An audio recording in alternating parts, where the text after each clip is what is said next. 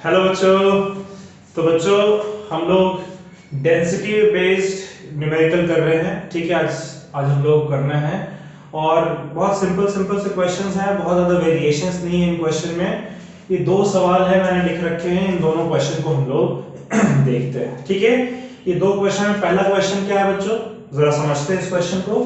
कह रहा है what will be the density of object having mass 10 kg occupying a space of 50 centimetre cube. कह रहा है कि what will be the density of object, आपसे एक ऑब्जेक्ट की डेंसिटी के बारे में पूछा जा रहा है। कह रहा है उस ऑब्जेक्ट का जो मास है वो 10 kg के बराबर है। What is the mass of that object, उस ऑब्जेक्ट का मास 10 kg के बराबर है। तो आपको गिवन है क्वेश्चन में पहले से ही, क्या गिवन है जरा लिख लेते हैं बच्चों। हमें गिवन है कि ऑब्जेक्ट का जो मास है, ऑब्जेक्ट का जो मास है वो 10 kg के बराबर, एंड कह रहा है occupying a space of 50 centimetre cube. तो स्पेस कोई ऑब्जेक्ट ऑक्यूपाई कर रहा है, यानी इसका मतलब क्या है, इस ऑब्जेक्ट के वॉल्यूम की बात हो रही है। तो वॉल्यूम जो है ऑब्जेक्ट का, वो वॉल्यूम आपको गिवन है कितना, 50 सेंटीमीटर क्यूब, 50 सेंटीमीटर क्यूब। अब समझिएगा बच्चों, 50 सेंटीमीटर क्यूब को मैं लिख रहा हूं 50 सेंटीमीटर को मुझे किस में कन्वर्ट करना है, मीटर में कन्वर्ट करना है। 50 सेंटीमीटर क्यूब का मतलब centimetre into centimetre into centimetre, 3 बार सेंटीमीटर है। अब मुझे हर सेंटीमीटर को मीटर में कन्वर्ट करना है।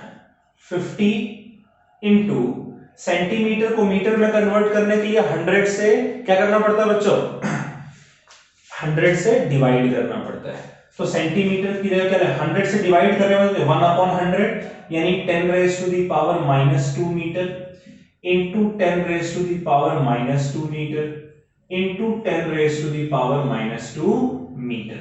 कितना हो गया ये हो गया 50 इंटू 1 2 3 बार 10 -2 यानी 10 raised to the power -6 metre cube. ये एक्चुअल में आपका वॉल्यूम गिवन है। ठीक है, मास केजी में था इसलिए वॉल्यूम को हमें मीटर क्यूब में कन्वर्ट करना पड़ा। अब हमसे डेंसिटी पूछ रहे हैं, वी हैव टू फाइंड, क्या फाइंड करना है बच्चों, we have to find density. और डेंसिटी का फॉर्मूला क्या होता है, डेंसिटी होता है mass divided by volume, right. तो भाई ऑब्जेक्ट का मास हमें गिवन है 10 kg और इसका जो वॉल्यूम है वो है 50 into 10 raise to the power -6 metre cube. एक जीरो और जीरो कट गया, देखिए डेंसिटी हमारा कितना आ रहा है 1/5। अच्छा 10 रेज टू दी पावर -6 जब ऊपर जाएगा बच्चों तो ये हो जाएगा 10 रेज टू दी पावर 6, ठीक है, और केजी पर मीटर क्यूब।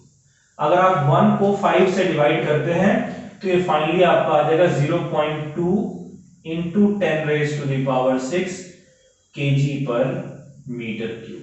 ये है डेंसिटी।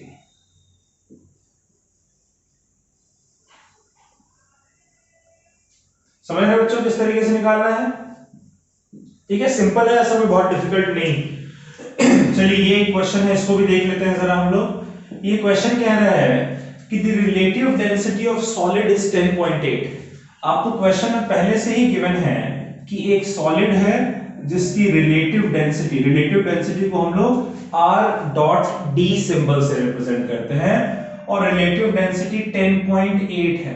इसमें कोई यूनिट क्यों नहीं गिवन है बच्चों, क्योंकि रिलेटिव डेंसिटी का कोई यूनिट होता ही नहीं, वो एक यूनिट लेस क्वांटिटी। ठीक है, तो कह रहे हैं कि एक ऑब्जेक्ट का रिलेटिव डेंसिटी 10.8 है, कह रहे एस्टिमेट इट्स डेंसिटी, यानी उसकी डेंसिटी कितनी होगी ये बताओ। तो आपसे कह रहा है फाइंड, क्या फाइंड करने को बोल रहा है, you have to find the density of solid. What do you have to find, you have to find the density of solid. कैसे फाइंड करेंगे बच्चों डेंसिटी ऑफ सॉलिड, देखिए डेंसिटी का फॉर्मूला है, सॉरी रिलेटिव डेंसिटी का formula आप लोगों ने पढ़ा था कि रिलेटिव डेंसिटी जो है वो होता है density of solid divided by density of water. यही है ना फॉर्मूला बच्चों, डेंसिटी ऑफ वाटर। तो क्या यहां से हम लोग लिख सकते हैं कि डेंसिटी ऑफ सॉलिड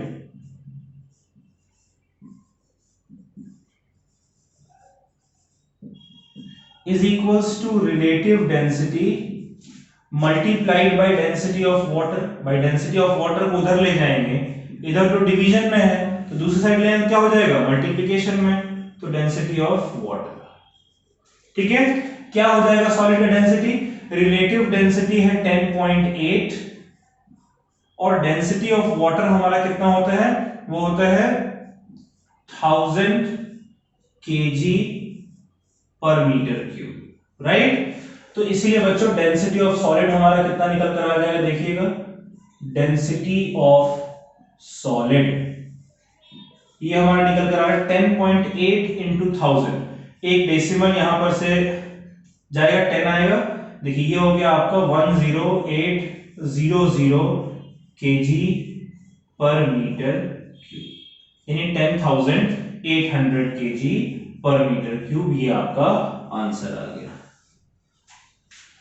क्लियर है। तो इस तरीके से अगर आपको मास और वॉल्यूम गिवन है तो डेंसिटी निकाल लेंगे, लेकिन उसमें आपको ख्याल रखना है कि उसको स्टैंडर्ड यूनिट्स में कन्वर्ट करना है, या तो ग्राम और सेंटीमीटर क्यूब में रखिए या तो केजी और मीटर क्यूब में रखिए। ठीक है, और अगर रिलेटिव डेंसिटी गिवन है तो डेंसिटी कैसे निकालना है, या डेंसिटी गिवन है तो रिलेटिव डेंसिटी कैसे निकालना है, ये भी आप लोग इस क्वेश्चन से आई होप समझ गए होंगे। ठीक है बच्चों, चलिए इसको नोट कर लीजिए आप लोग।